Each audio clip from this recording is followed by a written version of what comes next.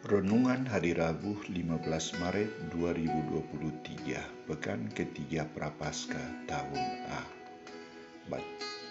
Dialah yang menggenapi hukum Taurat.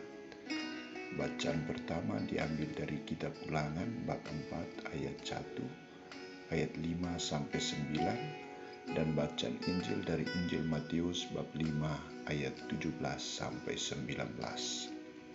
Saudara-saudariku terkasih, dalam khotbah di bukit, Yesus menegaskan kepada para muridnya tentang sikap dan pandangannya akan hukum Taurat.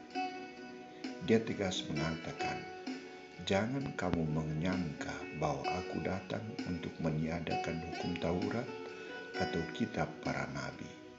Aku datang bukan untuk meniadakannya, melainkan untuk menggenapinya." Artinya bahwa Yesus datang bukan untuk meniadakan, membatalkan, atau menghapuskan hukum Taurat, tetapi menggenapinya, menyempurnakannya. Bagi Yesus, hukum Taurat itu sangat penting dan mendapat tempat yang paling utama dalam seluruh hidup manusia.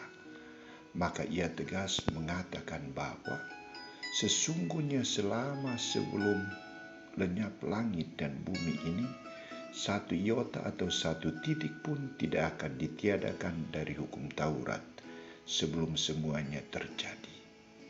Dari pernyataan dan sikap Yesus ini, ia sangat mengharapkan sikap ketaatan total para murid akan hukum Taurat yang berlaku. Ia menyebutkan konsekuensi orang yang mentaati dan orang yang tidak mentaati hukum Taurat. Karena itu, siapa yang meniadakan salah satu perintah hukum Taurat, sekalipun yang paling kecil, dan mengajarkannya demikian kepada orang lain, ia akan menduduki tempat yang paling rendah di dalam kerajaan surga. Tetapi siapa yang melakukan dan mengajarkan segala perintah-perintah hukum Taurat, ia akan menduduki tempat yang paling tinggi dalam kerajaan surga.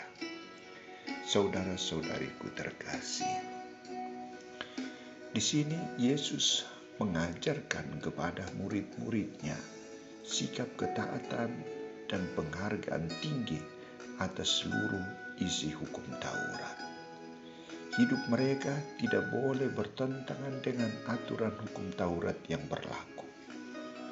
Mereka harus hormat, menghargai, dan berlaku adil, berlaku penuh kasih sesuai dengan aturan hukum yang berlaku. Saudara-saudariku terkasih, bagi kita, sabda Yesus hari ini juga mengajak kita agar taat dan setia melaksanakan semua aturan yang berlaku. Hidup kita akan menjadi baik kalau kita sungguh menjadi orang yang disiplin dan taat. Orang yang selalu mengutamakan apa yang diajarkan oleh Tuhan daripada kehendak kita sendiri. Maka Yesus memberikan jaminan bagi orang yang taat dan setia.